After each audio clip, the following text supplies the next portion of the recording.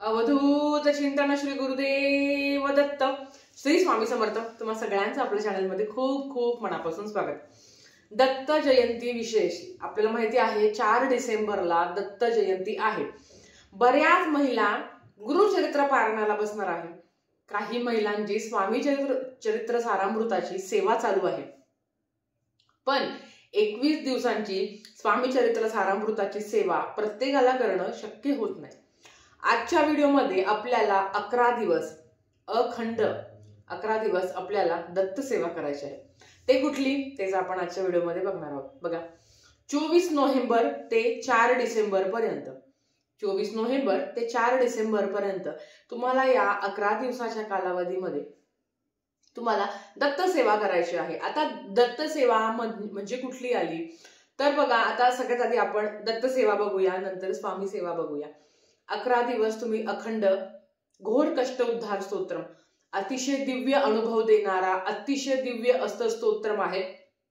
घोर कष्ट उद्धार, आयुष्यात आलेले काही कष्ट असतील, काही दुःख असतील, कुठलं तरी संकट आलेलं आहे, अचानक तुम्ही कुठल्या तरी संकटात अडकले आहात, कोणीतरी तुम्हाला अडकवलं आहे, कोणीतरी तुमच्याशी हितशत्रू असतील, तर या संकटातून मुक्ती मिळण्यासाठी, या संकटांना मात करण्यासाठी आपल्याला घोर कष्ट उद्धार स्तोत्रम याचं पठण करायचं आहे। आता हे किती वेळा करायचं? तुम्ही कमीत कमी रोज 51 वेळा पठण करायचं असतं, नाही तर रोज 11 वेळा, असं तुम्हाला 11 दिवस ही सेवा करायची आहे। अर्थात संकल्पयुक्त असेल तर पहिल्या दिवशी केंद्रात मठात जाऊन तुम्हाला नारळ खडीसाखर अर्पण करायचं आहे।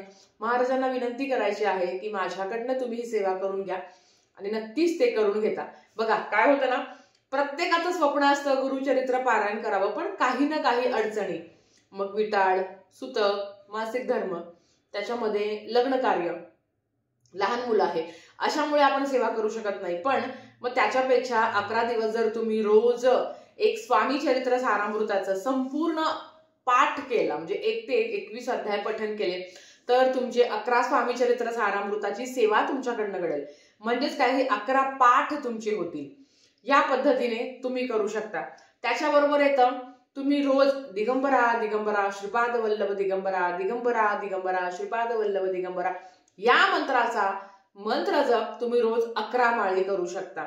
असं तुम्हाला 11 दिवस करायचं आहे। हे नाही शक्य होत तर रोज 11 माळे श्री स्वामी समर्थ, श्री स्वामी समर्थ या मंत्राचा मंत्र जप करावा।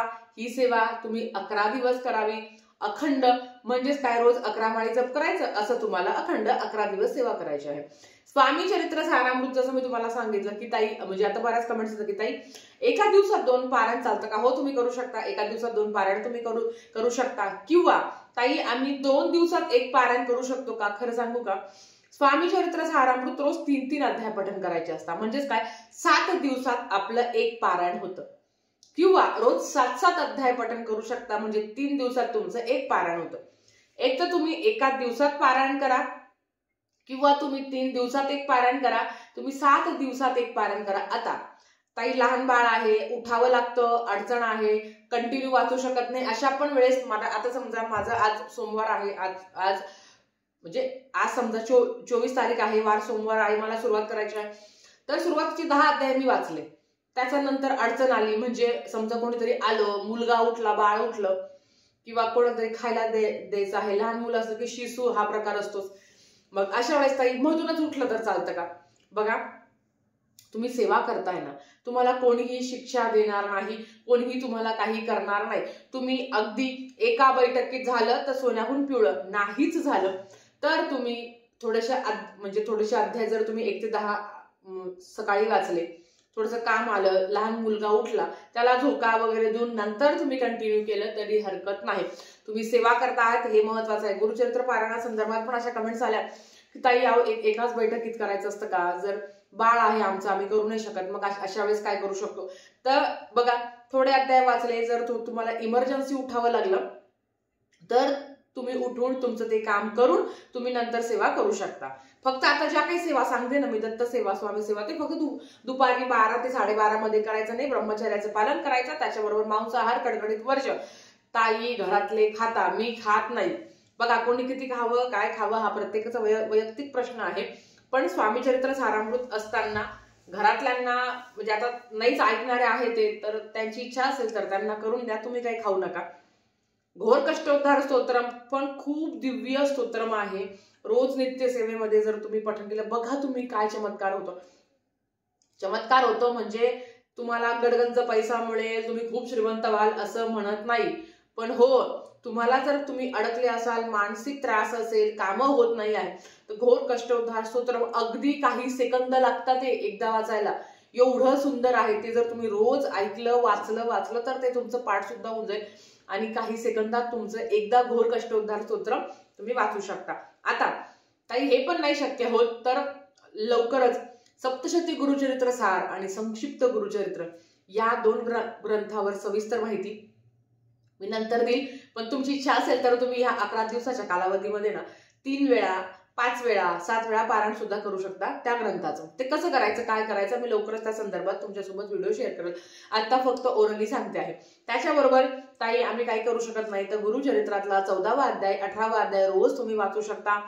अतिशय दिव्य प्रभावी असा तो ग्रंथ आहे. 14वा आणि 18वा अध्याय. गुरुचरित्र पारायण करणं प्रत्येकाचं स्वप्न असतं. ते होतं. आपण ते म्हणजे महाराजांची इच्छा असेल आणि पारायण काळात वाचायला लय सोपं आहे, ते समजायलाही सोपं आहे, पण तिथे टिकवणं गुरुचरित्र पारायणापर्यंत जाणं, कारण मध्ये खूप अडचणी येतात. दत्त महाराज स्वामी महाराज आपली परीक्षा बघत असतात.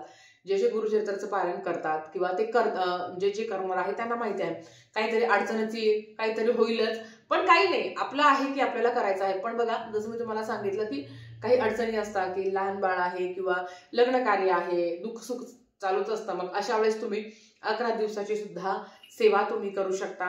ह्या दत्त जयंतीच्या कालावधीमध्ये ज्या काही दत्त लहरी आहे या 7 दिवसामध्ये अखंड केंद्रामध्ये मठामध्ये घरात अखंड स्वामी भक्त पारायण करत असतात आणि ज्या काही सात्विक लहरी आहेत त्या आपल्यापर्यंत यावा याच्यासाठी आपल्याला सुद्धा सेवा करायची असते. केंद्रात प्रहराची सेवा आहे, यागाची सेवा आहे. महिलांनो ही सेवा स्किप करू नका. तुम्हाला माहिती आहे मी नेहमी जीव तोडून सांगत असते की आपण जेव्हा चंडीयाग आपल्या घरात व्हावं, प्रत्येकाची इच्छा असते की चंडीयाग व्हावा. आता चंडीयाग करायचा म्हटलं तर 3 दिवसाचा तो वेळ जातो, त्याला लागणारा खर्च लागतो. पण जर तुम्ही केंद्रात गेला तर चंडीयागाची सेवा तुमच्याकडनं घडते. गीताई याग होतो, स्वामी याग होतो, रुद्र याग होतो.